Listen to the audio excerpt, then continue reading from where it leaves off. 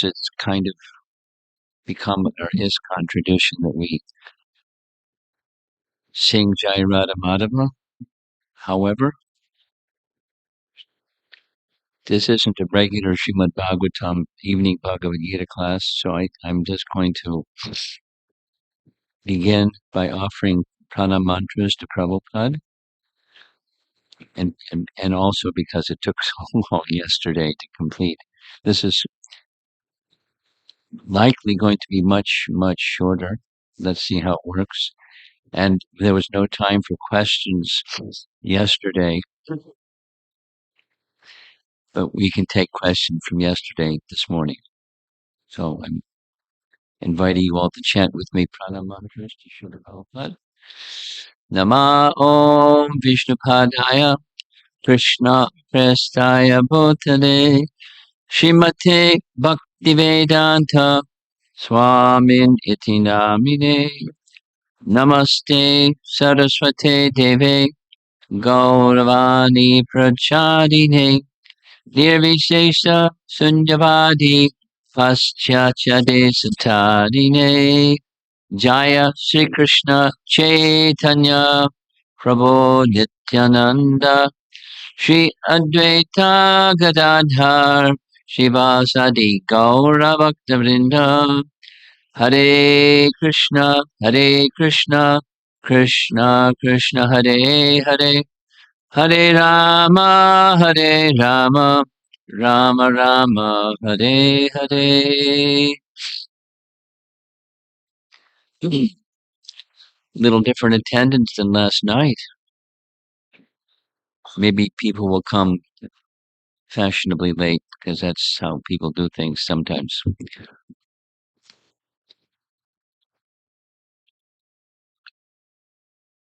The plan for this morning's class is to continue the topic from yesterday, because the topic from yesterday, besides being long, it was expressing the theme, at least my intended theme for this Japa retreat. Each of the Japa retreats, there's a theme, and Parmarupa, who's going to be the next speaker, he also was following that same theme. He has his particular approach. It's well developed, well thought out. So this particular session is offering Krishna his name with love from the heart. Thus the heart. You see lots of hearts in this little presentation. From the heart.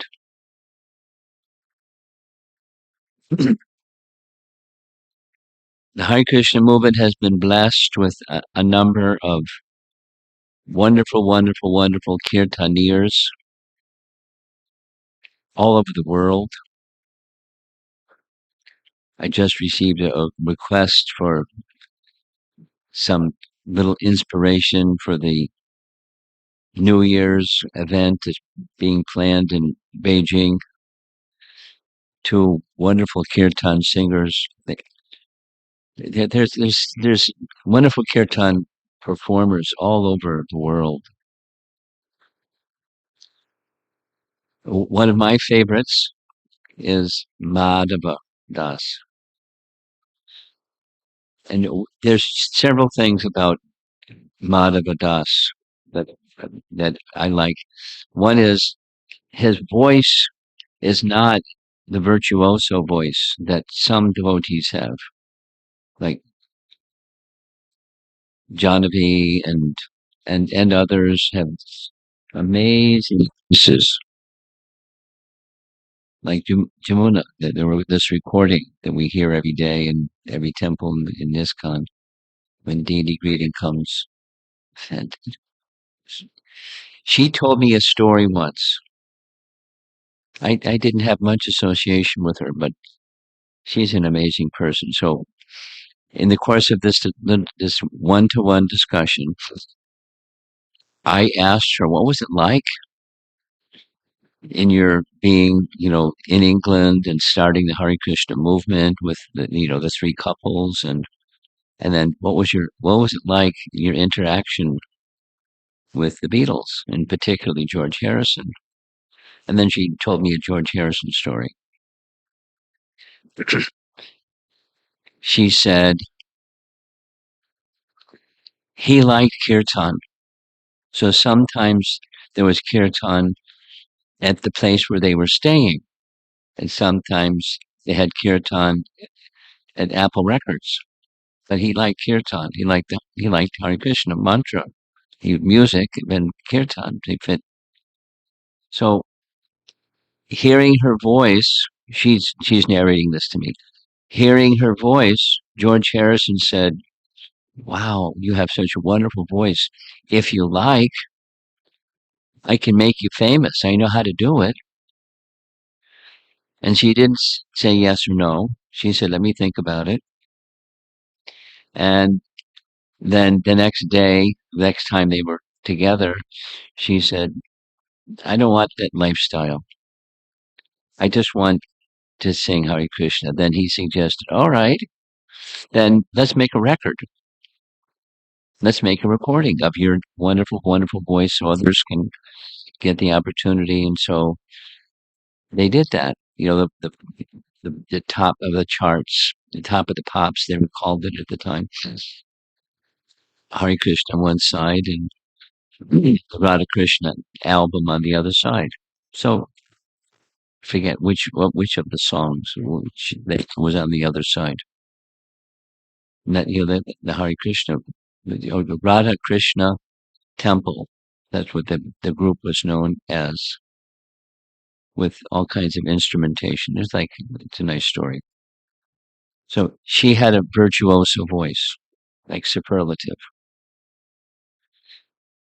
And some other ISKCON devotees also superlative, without naming the names. But Madhava's voice isn't like that.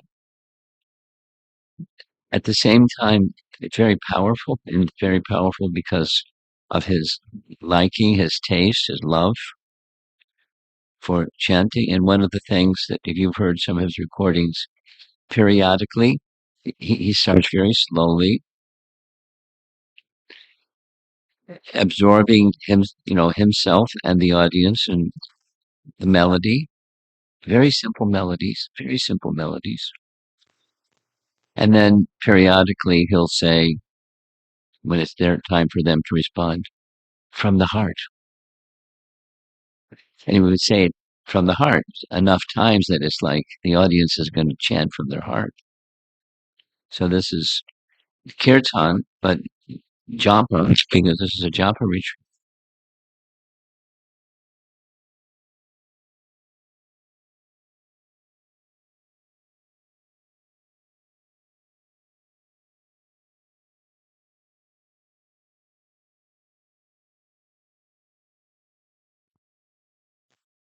Offering Krishna his name with love. And you'll see a lot of hearts in the graphics. I like graphics. So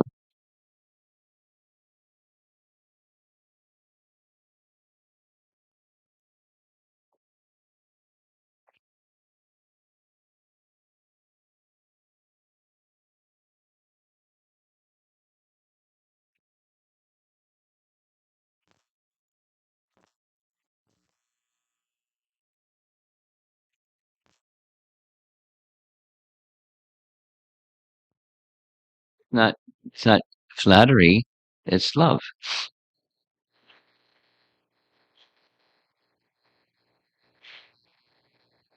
And then there's, along with the person extending their arms, there's the two individuals who are in prayerful body postures, offering the prayerful mood from the heart, offering Krishna his holy name. Now, I hope technology works. You may need, it depends on how it's rigged, but if the sound comes from the projector, you're going to need a little microphone to amplify the sound. This is a recording. There's two of these in this presentation, and it's Prabhupada speaking about chanting with love, chanting every name with love. Let's see what happens. Simply for engaged in Krishna. Bhakti with love. It's not as acme. Here is activity, chanting of Hare Krishna. Like Hare Krishna, Hare Krishna. Not like with preeti, with love. Chant every name, Hare Krishna. And here is Krishna, here is Radha. That kind of chant, quality. Not Hare Krishna, Hare Krishna, Hare Krishna, Hare Krishna, not like preeti. Desam satadayuktanang bhajatang preeti. That preeti is equal. That is the essential quality.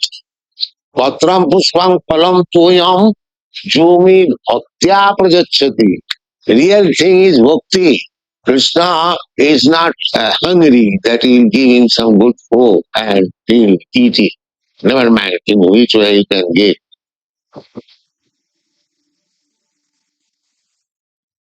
Short and to the point. The offering of Krishna, his name, is the essential quality is with love or chanting from the heart. So how do you chant from the heart? And what does from the heart mean? It's good to define things. Like there's a notion, and what does the notion mean?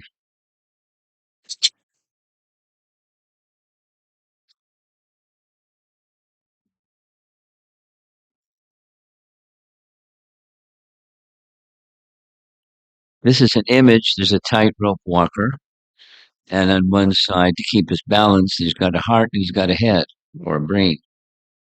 At times we act from the platform of the mind. At other times we act from the platform of the heart. Now, there's one of the messages about japa is connected to the mind, like mindful chanting. I'll spin out a little bit about mindfulness. One time I was being asked at a university program to speak about mindfulness because it was a buzz. And it's still a buzz, but it was like raving buzz at the time. So I started developing, presentation on the topic. I found out a few things. One of the things I found out is that the term mindfulness had become popular largely because of Buddhism becoming popular. My understanding is from this research is that's a Buddhist phrase. Here's the teaching. Some of you, I'm one. Some of you like Jiva Goswami, and if you read Jiva Goswami's writings, he explains something that I haven't found elsewhere. He explains what is the essential teaching of Buddhism. One of the essential teachings of Buddhism is all there is the moment, mindfulness. And he has a different word for consciousness than our word for consciousness. The word that he used in his writings or his teachings was vijnana. Now, our understanding of vijnana is different, but his understanding, at least one of the ways that he used the term, was consciousness. And his phrase was tattva vijnanavad, vada, a doctrine of tattva vijnana, consciousness. The tattva of consciousness is the moment. So consciousness is the moment means the future, it hasn't come. The past, it's gone. All there is the moment. Consciousness is the moment.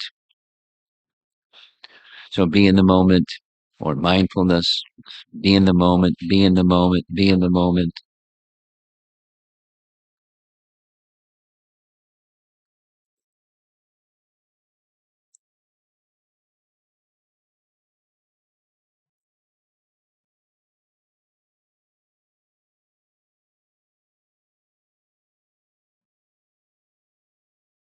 It's very effective.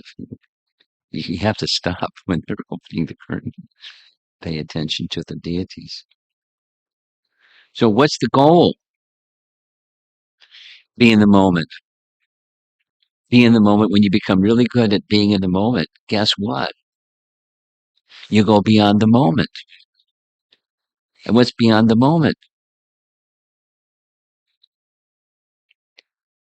Enlightenment. What's that enlightenment? A nice Sanskrit phrase.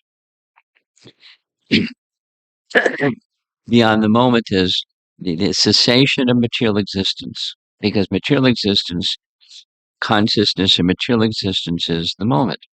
But when you go beyond material existence, there's no more material existence. So enlightenment and nothingness. That's what's there. That's the goal. Yummy, right? Nothingness. Because that's all there is nothingness. No, there's no somethingness. Somethingness is a series of moments. And you go beyond the moment and there's void. Cessation of material existence. Because material existence is false. So that's my end of the little report from this research that I did about mindfulness. Where's it come from? Where'd the buzz? So I was staying at someone's home and I asked them, is in the business world, is mindfulness a topic? He said, oh, yes. There's seminars on the mindful manager. So it's like it goes in all directions. Do business mindfully. Do everything mindfully. So Vaisheshika Prabhu, you all know Vaisheshika Prabhu. He shared a little story with me. One time he was visiting in New York, doing book distribution in his dhoti on the street with a group of other devotees that he was training up on street distribution because New York City has lots of people on the street. So there he was, tall, formidable Vaisheshika Prabhu, smiling radiantly. And he said, he's sharing this with me, somebody bounced up to him enthusiastically and looked up and said, are you enjoying being in the moment? Like, you're a Buddhist monk, right? Every now and then I travel. And one of the common things that people, if there's conversation, they ask, are you a Buddhist monk? And my answer is, no, I'm a Krishna monk. They go, oh, what's a Krishna monk? Then I get to tell them about it, if they're curious. Krishna monk. So I have, I carry some little publication and you take this with you and you can read some more. So that's the mind part. And then there's the heart part. The mind, immerse the mind. We're here. We're going forward here. Immerse the mind in the mantra. And how do you do that? From the heart. Because try to do it mechanically. Guess what? The mind is flickering. Chanchala, himana Krishna. And you can try to guide the mind with the intelligence because the intelligence is superior to the mind. We all know the verse from Bhagavad Gita. But the mind is so fickle, even the intelligence may be strong. It's insufficient. The restless mind has a tendency to be restless. It's like training a monkey.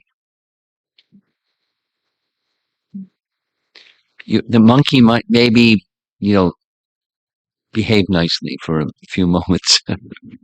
But the mind similarly is just restless from this to that to that to the other to the other. And so The heart.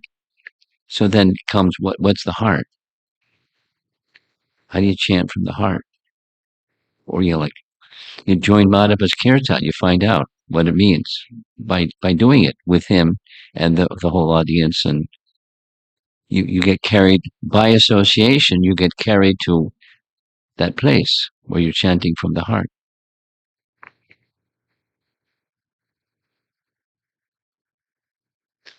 In our relationship with Krishna, we choose to act and serve from the heart while directing our mind to him. So the direction of the mind still comes from the intelligence thought. Where does intelligence come from? Super soul. And how do you get the steady intelligence? Stita D from Bhagavad Gita, steady intelligence from Krishna. And Krishna can give it, and Krishna cannot give it. Oh, Krishna can intermittently give it and then not give it or withdraw it. That's a territory that many of us are familiar with. Sometimes and sometimes not. I call it the sine curve. And we do it every day. I mean, most of us are very familiar with the sine curve. Sometimes and sometimes not. Sometimes attentive, sometimes distracted, or involved in something, something, something. And there's so many somethings. You can do a quick list, but one of the big ones is problem solving, obsessive problem solving, and the mind goes there. It's not like let problems fester. That's okay, but when you're chanting one thing, that was our discussion from yesterday. One of the discussions from yesterday. Exclusive shelter. So how do you get exclusive? Right, it's a starting point, a very principle-based starting point is japa, because there's only one thing. If you do japa properly, it's one thing, and not people. There's another buzz in the world that is, um, what's the phrase? Multitasking. If you can multitask, you're good. But although it's appreciated in a worldly sense, it's not appreciated in the spiritual sense, because because when you're doing something, do that something, and the capacity to be vyavasayatmika buddhi ekeha kurunandana comes from the starting point. The sadhana is japa, and kirtan is also nice, and deity worship is also nice, but it's the starting point is our involvement with the holy name, our relationship with Krishna.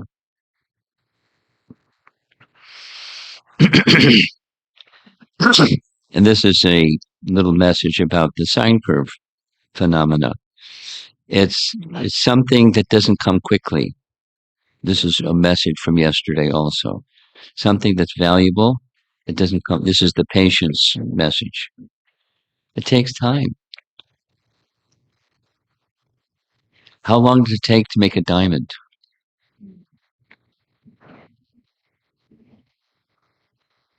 Who knows how long it takes to make a diamond? People try to make them artificially with pressure and heat and this and that, but it's not a diamond. It'll break or crack or crumble. Diamonds don't do that. So it's an ongoing journey. However long it takes, that's how long it takes. And stay on course. That's the patience and determination message. One can remain on course steadily over time if there's assurance it's going to get you to where you want to go. And then, you know, the goal that's set, and you just keep going. Here's a little example. GPS. You can learn things from a GPS. Here's one thing. Supposing you don't put the destination in your GPS. The GPS can tell you where you are, but it won't tell you how to get to where you want to go. But if you add where you want to go, then it can tell you how to get there. And not so long ago, there was construction at a university. So GPS told us how to get to the destination where the class, the facility was, where the class was going to be conducted. But there was construction, so it was a roadblock. And the GPS didn't tell us about the roadblock, but there was a roadblock. We couldn't. So we went around and then did the recalculation and told us how to get to where we want to go. But because we knew where we want to go, they didn't say the obstacle. So same with life. There's obstacles sometimes, more than sometimes. What do? You know your destination. Make sure your GPS is on, and you'll get there. You do whatever is the needful because of the obstacle or the difficulty. It's an ongoing journey. That's the message here. And this ongoing journey, that's the bhakti process. Continuous devotional service to Krishna. Now notice there's some space over there on the left side. Let's hear what's going to say on the left side. Here's this. Let us say the verse together. We all know the verse. Anya vilashita shunyam jnana karma janavratam anukulyena krishnano shilanam bhaktir uttama. The highest bhakti is defined as continuous service or emotions directed towards Krishna, his expansion forms, or others related to him with a pleasing attitude towards Krishna underlined. That's the essence. Anukulyena Krishna Anushilanam. It should be devoid. This is now the initial part is the last. It should be devoid of desires other than the desire to please the Lord, and unrestricted by impersonal gyan, materialistic rituals of karma, and other unfavorable acts. So that's what it's not, and then there's what it is. A pleasing attitude towards Krishna. Now we saw this little diagram yesterday, the head and the heart. We heard this little prayer about remaining patient because of time. We read it yesterday. It's a nice prayer. Maybe I'll read it again. I'll read it slowly. By my previous shameful life, my heart is polluted with many illusory attachments.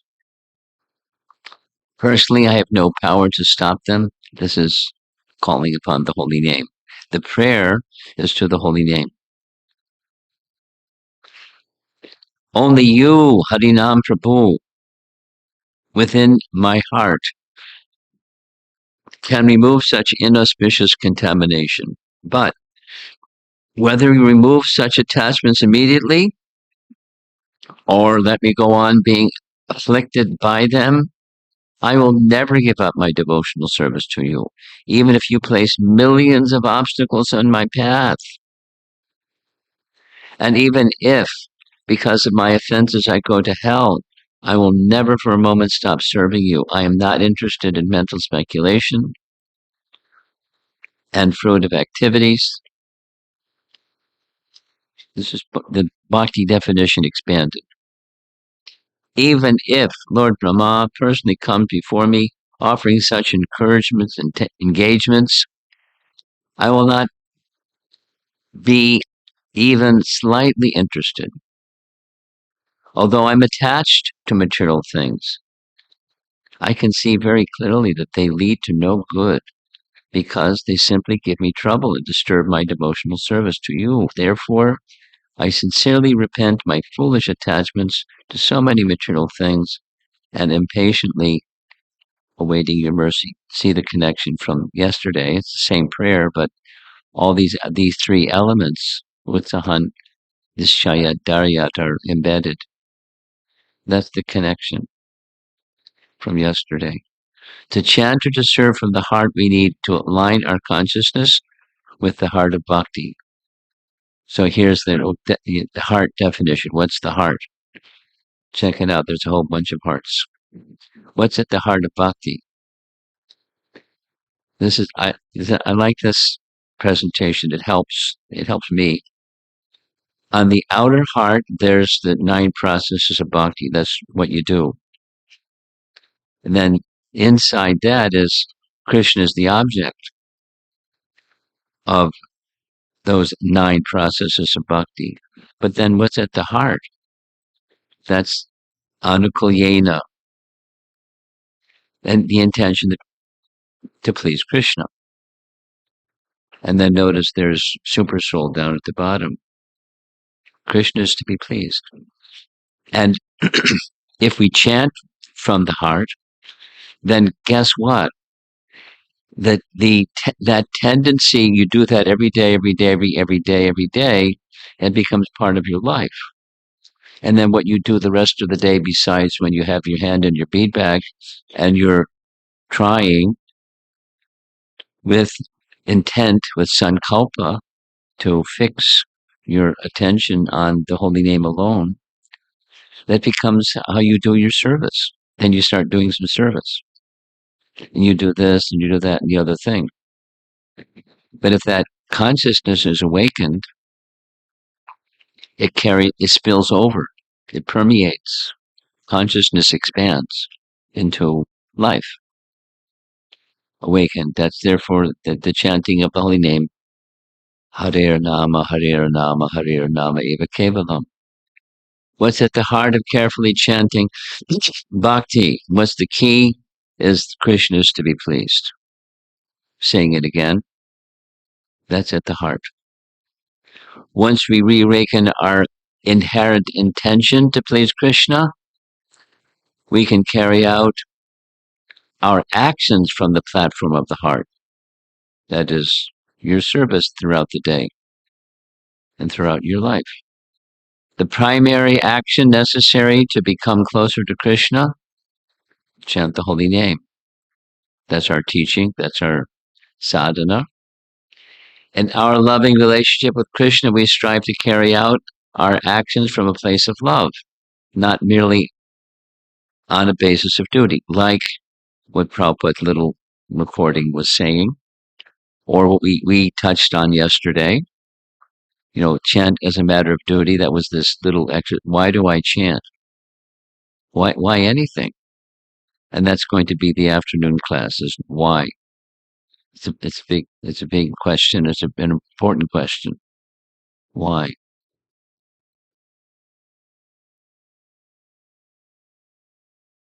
It's a nice question.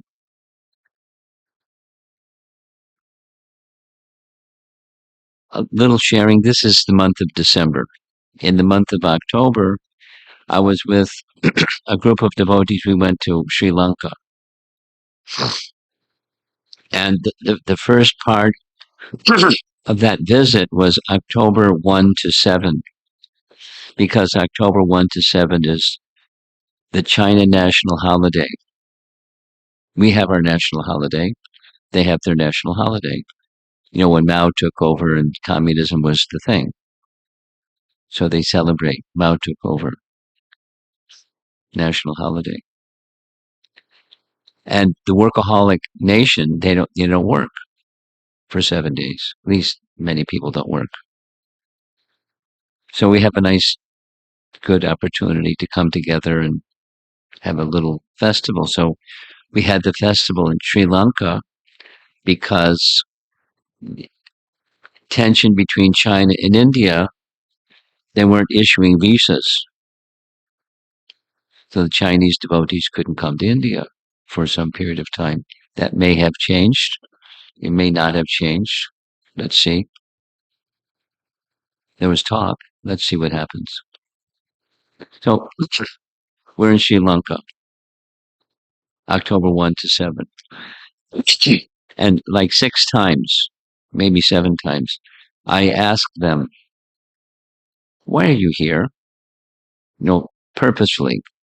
Because if you have an answer to the why question, you're more likely to be attentive than if it's just out of duty, or we want to be with Ramapad Swami, or we want to see a new place, it's an adventure. And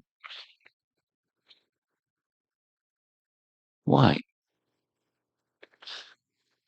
And if your initial question may not have an answer, keep asking.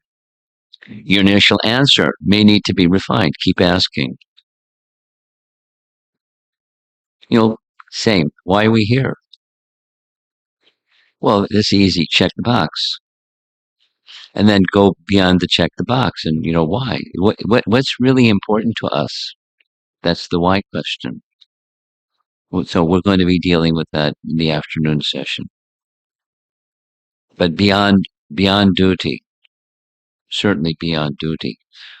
We're not able to call out the holy name with complete attention and surrender because we have false shelters. We're holding on to other stuff.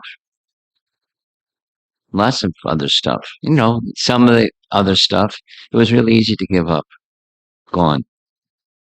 Inconsequential. And there's some other stuff that we hold on to because it's important to us.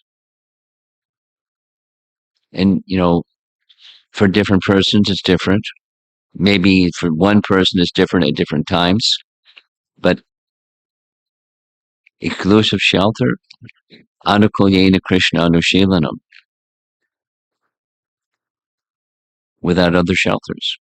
Or avyabhichari bhakti, undivided devotion, as opposed to bahushakha. That's not what real devotion is. So it takes refinement. The path of purity is open, and there's some effort that's required, and mercy that's required also. In order to accept our true original shelter, we need to let go of false impermanent ones. Once we let go of false shelters, and our mind, senses, and emotions are directed by a single purpose, the intention to please Krishna, we can call out the holy name from the core of the heart. This is an attempt to do what that first slide says, the declaration of the purpose of this little topic. When we offer our soul, our very self, at the lotus feet of the holy name in a mood of complete surrender, inattentive and mechanical chanting will cease. We'll converse. Until we do that, inattentive and mechanical chanting will continue.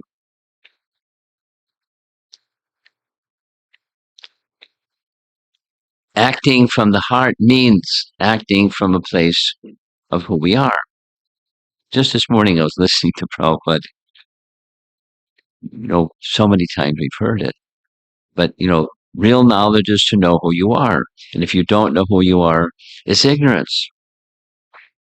And knowledge is not a degree at a university, because people may have a degree at a university, they don't know who they are. So it's a university of ignorance. It's not what real knowledge is. And then once real knowledge is, then you can do stuff. You can add to that. Without the foundation, how are you going to build a house? Very shaky at best. We are eternal servants of the all-knowing, all-loving, and all-attractive Supreme Personality of Godhead. This is this third, Krishna loves me. And he wants us to be with him. With a prayerful attitude, try to call upon Krishna from the core of your heart. My dear Krishna, I am your eternal servant. Allow me to serve you by chanting your loving holy name. Or In simple terms, please accept me. There's that same gesture, arms raised, calling. Two types of chanting. This is Bhaktivinoda Thakur's language. Kevala, without affection, and Sneha Samyukta, with affection. So this from the heart with affection. Not from the heart is not, this is not the same. Chant from the heart, from the heart, from the heart. So I'm repeating it because one of the reasons I like Madhava and his kirtans, because he helps, because he does like that, he helps the audience get to that place.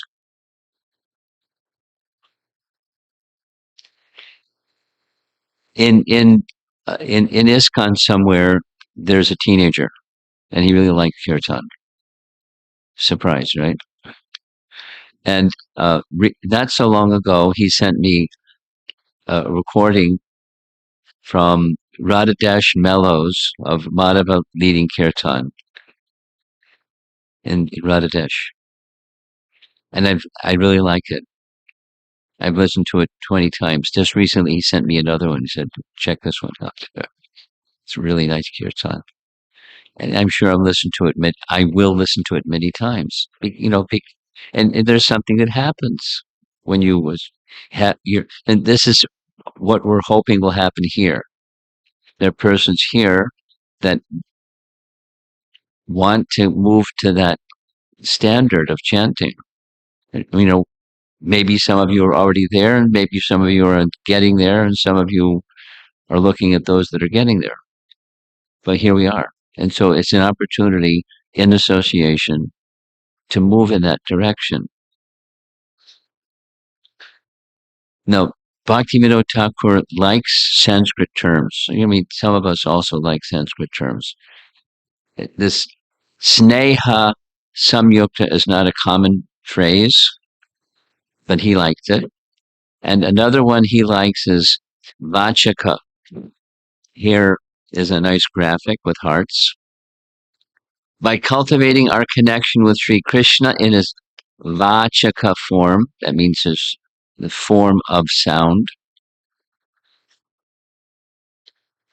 gradually and naturally we will be invested with a potency which will touch and transform the hearts of others in amazing and unexpected ways. That means so much emphasis Prabhupada placed upon preaching.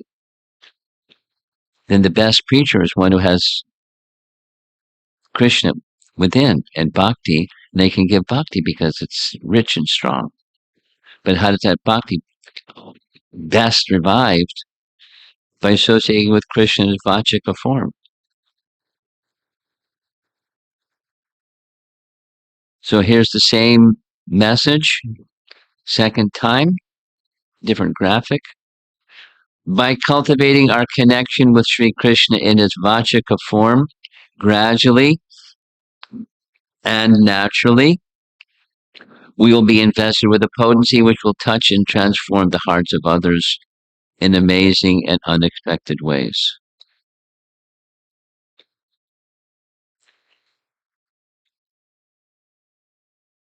Every one of us most likely has been engaged in some way or another in book distribution.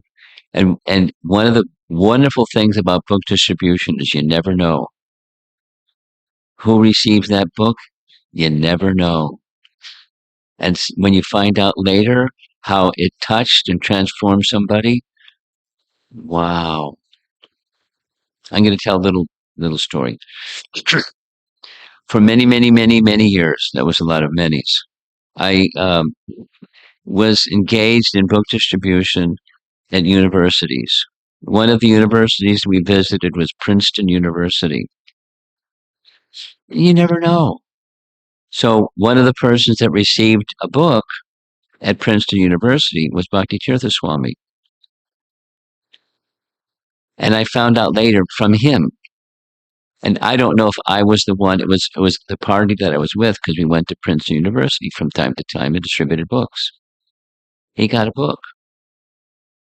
that he was narrating this interesting story. He was he had received full scholarship at Princeton University at a time in American history where black people in underprivileged places were given full scholarship, free, full scholarship. So it was one of those because he came from a poor family in Cleveland. And then when he graduated, he was the number one.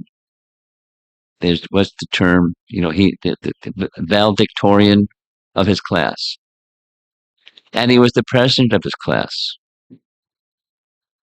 But in the course of that senior year of his undergraduate study, that's when he got Shriyas Upanishad. And as soon as he graduated, Prabhupada was visiting New York. To go from Princeton to New York is not far. He came to New York and he met Prabhupada. He saw Prabhupada for the first time. And so he had an opportunity to see him and to interact with him. And you can imagine, I'll tell you, during that period of time, his career could have been like skyrocketed because intellectual black people at that time were lauded. There were a few that had that. So that's where he was headed career wise. And he just left it. He just left it behind, became a Hare Krishna guy, a brahmachari living in the ashram. And then after some time, he shared this with me. He found out there was racial discrimination in the Hare Krishna movement. So that when there was an opportunity privately, he shared that with Prabhupada. And Prabhupada listened to his explanation and the examples. And Prabhupada, after he finished speaking, Prabhupada was silent. And then he said, "That's not very good." And then he said, "But you're no better than they are if you're disturbed by this." I mean, the way he narrated was like it was a big moment. What's Prabhupada going to say about racial discrimination in the Hare Krishna movement? Not good. But if you're disturbed by it, you're no better than they are. Because it's just the flip side of the same thing. The bodily identification thing. Flip side. You rise above it. And how do you rise above it? You have shelter, the transcendental shelter. So you never know is the message. So this is this message. I'll read it again. By cultivating our connection with Sri Krishna in his vachika form, gradually and naturally will be invested with a potency which will touch and transform the hearts of others in amazing and unexpected ways. So expect the unexpected. You never know. But one thing you know, Krishna is there.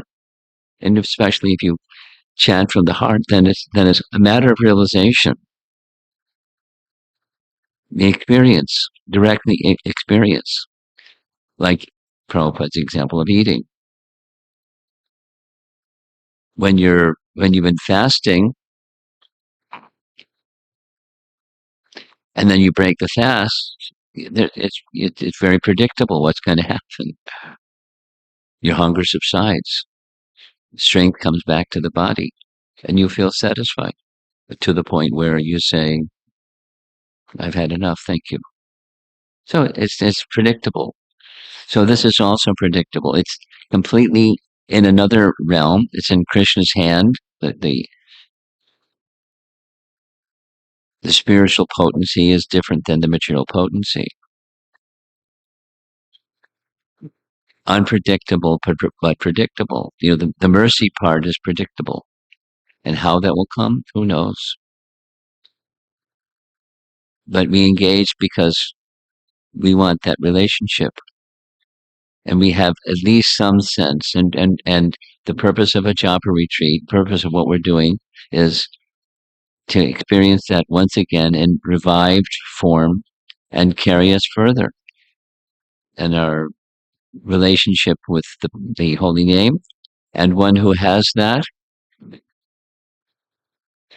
there then comes the desire not only my upliftment, but that others should also have that experience. And that's our founder Acharya.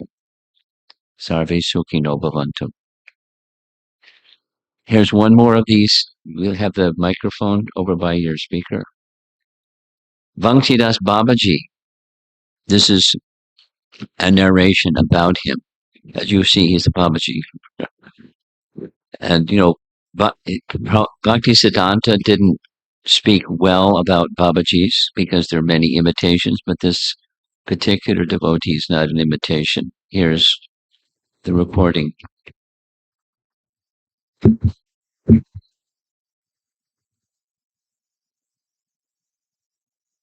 Well, there is a Banshidas Babaji Maharaj. He was talking with his deity. Just like Madan Maha. He was talking with Sanatana Goswami. Madan Mahan, Sanatana Goswami at that time had no temple. He was hanging his deity on the tree. So Madan Mahan was talking with him, Sanatana, you are bringing all these dry chapatis and it is stale and you don't give me even little salt. How can I eat? Sanatana Goswami says, sir, where shall I go? Whatever I get, I offer you. You kindly accept. I cannot move, old man. So Krishna had to eat that. Because the bhakta is offering, he cannot refuse. Oh, Jimam Bhaktya Pradit. The real thing is bhakti. What you can offer to Krishna, everything belongs to Krishna. What you have got, what is your value? And what is the value of your thing? There is nothing. Therefore, the real thing is bhaktya. Real thing is your feeling. Krishna, kindly take it. I have no qualification. I have no spiritual power. But I applaud this thing for it. It will be a thing. Don't be prepared. Always be careful. Beginning with Krishna. That is my request. Thank you.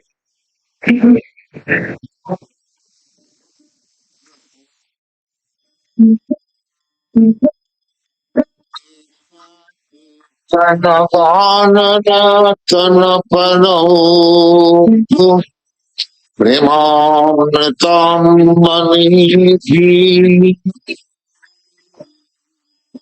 Dhira jana priyau priyakarau Nimansaram putikau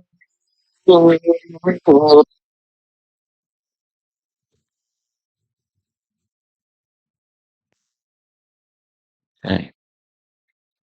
We have some time. We didn't have time yesterday, but there's some time this morning. Let's see if there's some comments or questions. And again, as I said at the beginning, if something from yesterday is fine, over here, there's a over here. Because she had the question from yesterday, but we didn't have time. Thank you. Hare Krishna Maharaj, please accept my obeisance. All Krishna Prabhupada. Maharaj, yesterday was enthusiasm, patience, and determination. Yeah. And there was also this analogy of the car where you have the accelerator is something like enthusiasm, Yeah. and brake is like patience. Yeah. Now I can understand enthusiasm and determination are kind of complementary. If I have enthusiasm, I'll be determined. If I'm determined, I can have enthusiasm. But in one sense, enthusiasm is contraindicative to patience. Enthusiasm is what? Contraindicative to patience, it's holding you back. enthusiasm is propelling you forward and it's holding you back. So my Patience isn't holding back. I mean, go ahead, ask your question. I'm interrupting. Maharaj, when I say patience is holding us back is like I want something to happen. I want it to happen now. That's different. And then, I have to wait for it. And it's kind of, I can't wait for it. Yes, wait for it. That's not So, holding you back. So just like, and I'm just making another analogy with the electric cars, wherein I don't have to press the brake pedal. I just pull my foot off the accelerator and it automatically starts braking. And it is also recharging the car, which is again like enthusiasm, the power to propel it further. So, like this, I'm thinking, is there something that we can do wherein this patience will even give enough fuel for my enthusiasm and not be, I don't know how to explain it, Maharaj, holding me back? In hearing your question, I'm thinking of another way of saying the same thing of enthusiasm, patience, and conviction or determination. And it's from Patanjali Yoga Sutras. Many of you know, but the name Patanjali, and he was like an authority on the Ashtanga yoga system, specifically the Ashtanga yoga system. And he described, he gave a definition, very short, because it's sutras, a short definition of abhyasa or practice. Very simple. 1, 2, 3. They're Sanskrit phrases, but it's something that you do every day over a prolonged period of time with confidence is going to get you where you want to go. You know, he uses the word satkara. We use the word faith, shraddha. But it's same. In Rupa Goswami's teachings are the same. These three. So the patience is like that example. So many little examples. Nature takes its course. The butterfly example, the peach tree example. Nature takes its course. And peach trees produce peaches. Mm. And sadhana produces purification, done properly, etc., etc. So it's a matter of allowing Krishna to move things the way that Krishna moves things. There's nature, and then there's bhakti, and there's us in that relationship with Krishna in bhakti. So it's in Krishna's hands. Patience means we're not at the steering wheel. We have our hand on the steering wheel, but Krishna's going to decide, not me. There's another way of saying the same thing. This is me. When you surrender to Krishna, please understand it's on his terms, not your terms. Mm. Or Prabhupada's way of saying is, he's not our order supplier. Mm. In due course of time, however long that time is, that's his decision. And the part that we can do is we invest our enthusiasm and continue over a prolonged period of time to invest enthusiasm. And then the result is up to Krishna. So that's a reply. It's not. Patience is the mode of goodness. And mode of goodness is with knowledge that Krishna is real. My relationship with Krishna is real. I walked away from that relationship. I made a free will choice to see you later, Krishna. Chalo. Yeah. Now I want to be back. And there are things holding me back. It's not Krishna's holding me back. There's my affinity for matter is holding me back. We can't blame Krishna for our affinity for matter. We made some choices, and here we are. So, in due course of time, by nature's own arrangement, peach trees make peaches.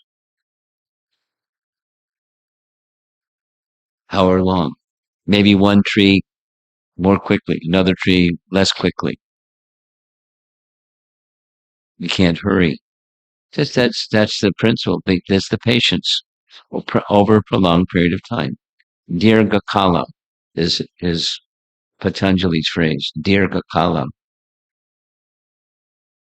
sustained over time.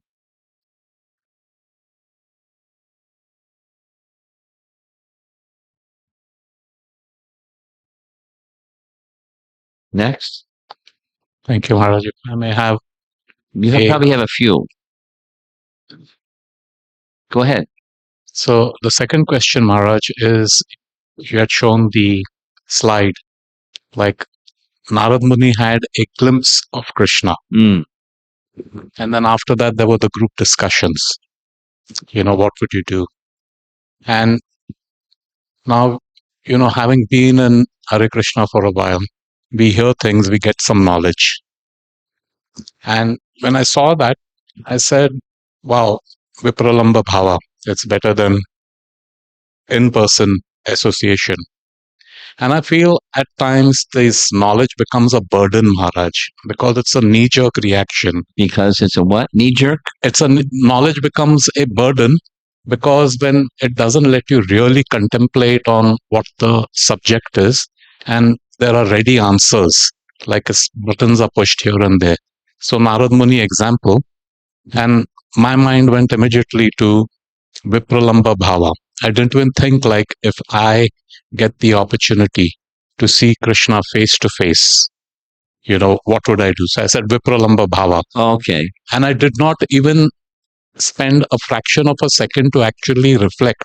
If I'm actually face to face with, of course, we are in front of the deities who are Krishna, but that the way it processes, that knowledge becomes, I think, like a burden, and it doesn't allow you to be more mindful or thoughtful. And it's the right, Vipralamba Bhava, yes, that's the tattva or whatever. So how do we, whatever knowledge we assimilate, how we become more, let it not get into knee-jerk kind of for anything, there's a ready pat answer. Yeah, there's that. Well, your question is the topic for this afternoon. We're going to get into it. Okay. But, the language is different, but the topic is the same topic. In essence, in one word, is sankalpa, or why. If one doesn't have an answer, then by default, it's what you described. But if one has an answer, at least the doorway is open. Like this. Whoops. This image. Go back. The door is open for the experience, and it's not and whatever it is, it is. But it's not in our hand. But as you know, when that form of Krishna disappeared, he was like, where did Krishna go? And he's searching, and then he heard a voice. You won't see me again the rest of your life. No, that's discouraging. But anyway, because you were speaking on that story or that historical event. So whatever, for that to happen to Narada, the voice said, normally I don't reveal myself to people that aren't matured, but I did for you, so that you would spike your interest in me. So it's not going to be this, each person is going to be a little different. Wouldn't be normal if it was. It wouldn't be nice. Wouldn't be sweet. It's neat, and you can share experiences with other people, what your experience is like, etc. And then relationships, and the journey is different, but the principle is the same.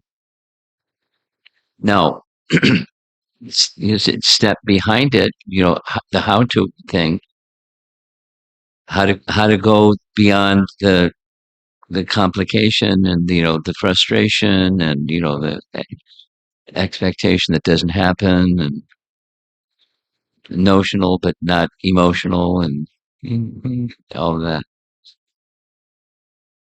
It's a relationship, but then we need to be very focused. I mean, yeah, I like Gorijan very much. I like his book very much. His book is very helpful for those of you that like to get some inspiration. His is a nice book. It's just Japa. I mean, there's many, but that's one. And his little statement is those periods like you described. He describes them. It's to help us understand.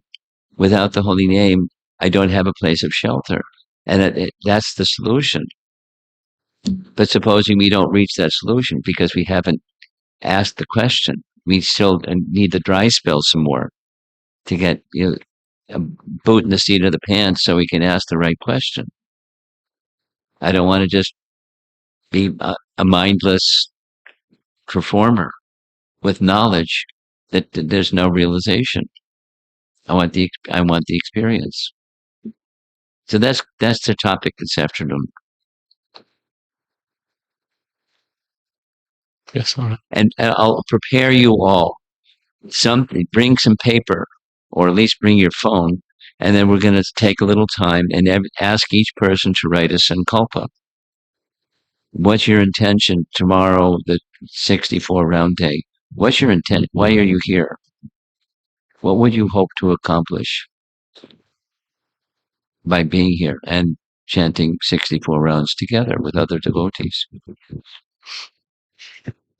That clear articulation will help you get there. The experience that you're wishing to have, rather than knowledge that doesn't touch the heart. This afternoon. We'll see you this afternoon.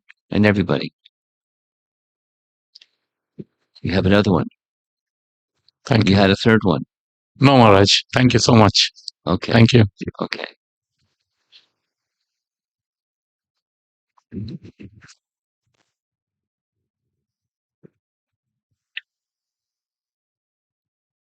Um, Guru Maharaj, I was thinking about mindfulness. Though it's a concept from Buddhism, I feel that it's very integral in Krishna consciousness practice of, say, chanting also, because mindfulness, like being in the moment and then being in the moment with Krishna, or aspiration to be with Krishna. So I just wanted to understand the difference of mindfulness, which is the difference of being mindful from the Buddhist concept versus how can we use it in our practice of chanting. you can answer that. You want me to answer that? Or would you like to elaborate, Maharaj, on the mindfulness? Well,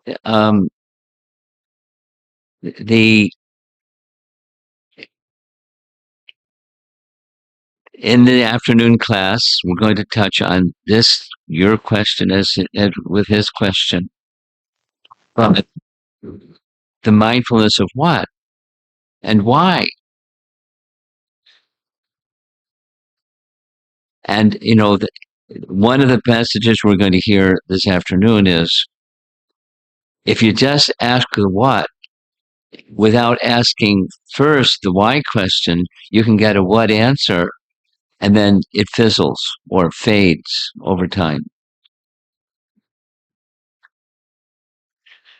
So, for a Buddhist, this is now responding to your question. For a Buddhist, what's the what? The what is the root. Here is their teaching. The root cause of suffering is desire. Buddhism.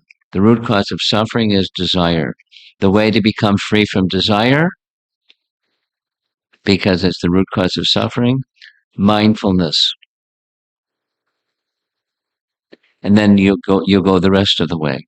What's mindfulness? It's consciousness that's the moment, and then go beyond the moment to get where there's no desire. Cessation of material existence, no desire. That's the goal. Cessation of suffering. Or one of the ways of describing what the goal is. So, what's that cessation of suffering? It's enlightenment. It's cessation of material existence.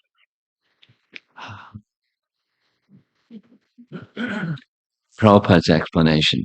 It's like banging your head against the wall and it hurts and you stop.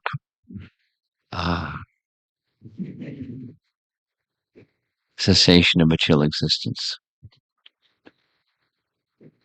And then for a devotee, mindfulness is different. It's not cessation of material existence. It's connecting with reality, connecting with a loving relationship with the Supreme Person. That's the bhakti rasa. We'll hear it this afternoon. Bhakti rasa. We want.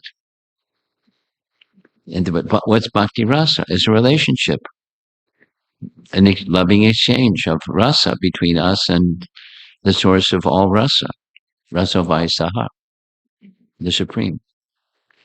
That's mindfulness. And stay there without wavering. That's mindfulness, samadhi,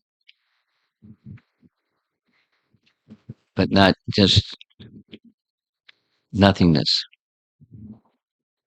nirvana.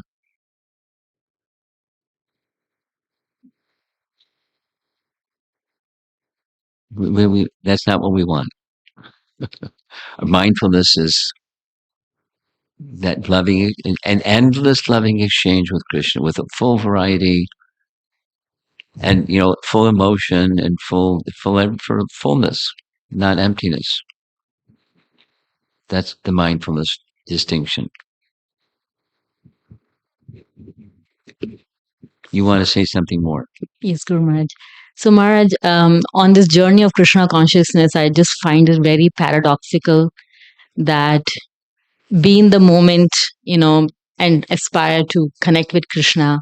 And at the same time, you say at the end of the life, you want to go to back to Godhead. So very futuristic goal. It's this language. What does back to Godhead mean? Does it mean you got a new address? It's consciousness.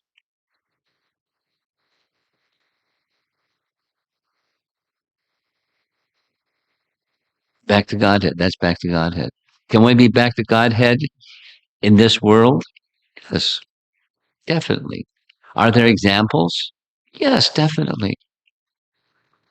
A transcendental Vaishnava is back to Godhead while moving in the world. They're back to Godhead. So what does back to Godhead mean? Krishna consciousness. Wanting to go back to Godhead doesn't mean changing your address.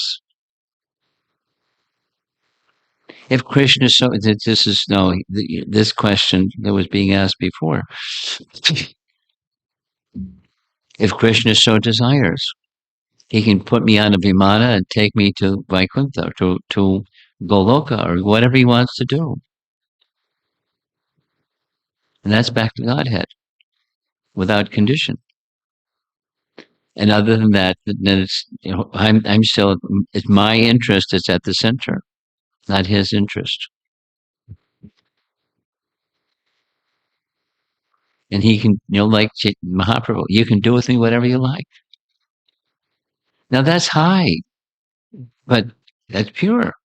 and they're supposing it's not high and it's not pure. Then it's who's at the center? Or so much for me, so much for Krishna, so much for me, so much for Krishna, Krishna, Krishna, me, me. Okay? Up front, put sheep, Nandi Mukhi.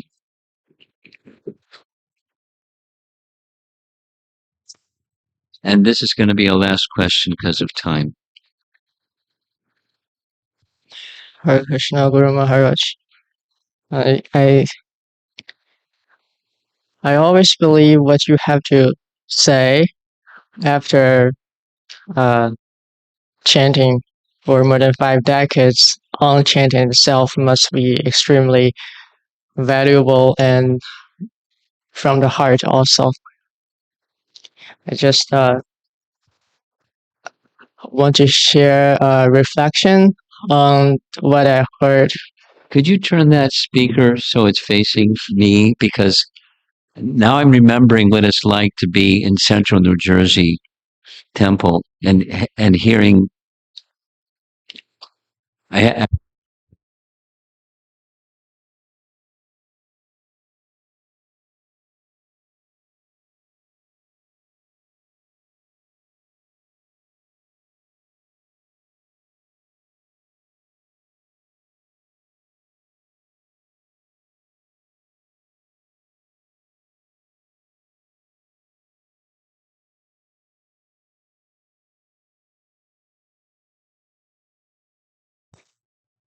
Can you hear now?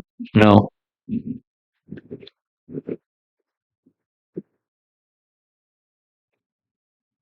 But the time is ticking, and you better keep going. I'll pretend like I'm hearing.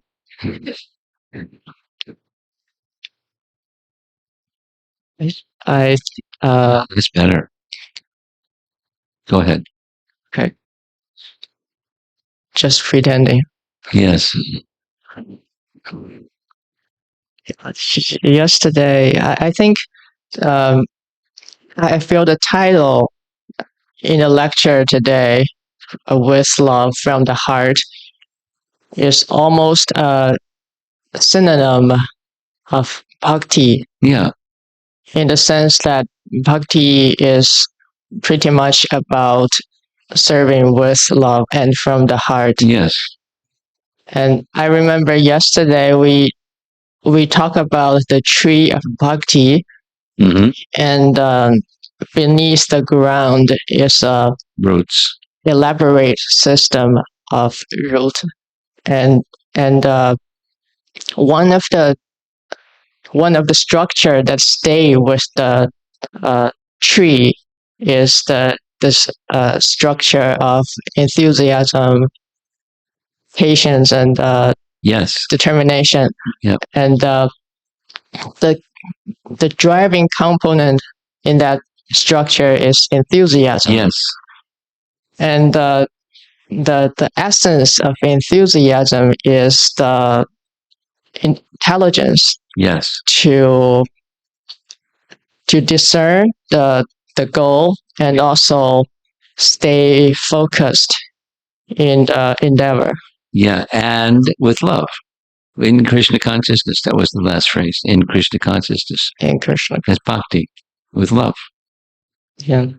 And it reminds me of a few days ago on Tuesday, you talk about sincerity. Yes. And I think in one of the beginning slides, there is a verse from Vishnu Dharma Purana, quoted by Jiva Goswami in Bhakti Sandarbha. Yeah. It talks about mouse. Yeah, truth or truthfulness is blocked by 100 obstacles, and tapa is blocked by 1,000 obstacles, and bhakti is blocked by like 10,000 obstacles. I'm just thinking, like, without a strong intelligence, it's impossible to sail through all these obstacles and achieve the goal of taking shelter with love. Okay. You're reflecting, and it's not so much a question. And for persons who are in the audience that didn't attend these other classes, you may wonder what's going on. But she's just sharing something that we heard and stitching this piece together with that piece together with another piece. It's the bhakti message expressed in different parts or different pieces. And this phrase that was from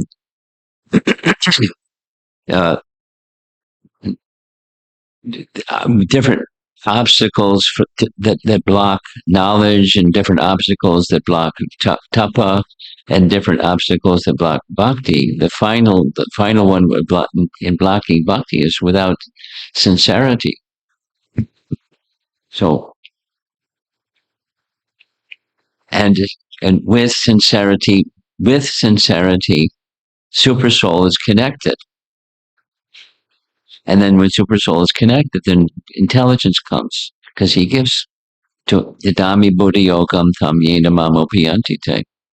So it's just all that we're doing here is different scriptural references that indicate how to get to where we want to be, which is connected or aligned with that Krishna should be pleased, and stay there by intelligence and by enthusiasm. So I'm looking at the clock, and it's 9:00, and it's time to end. So somebody going to make some announcement? You're going to make an announcement.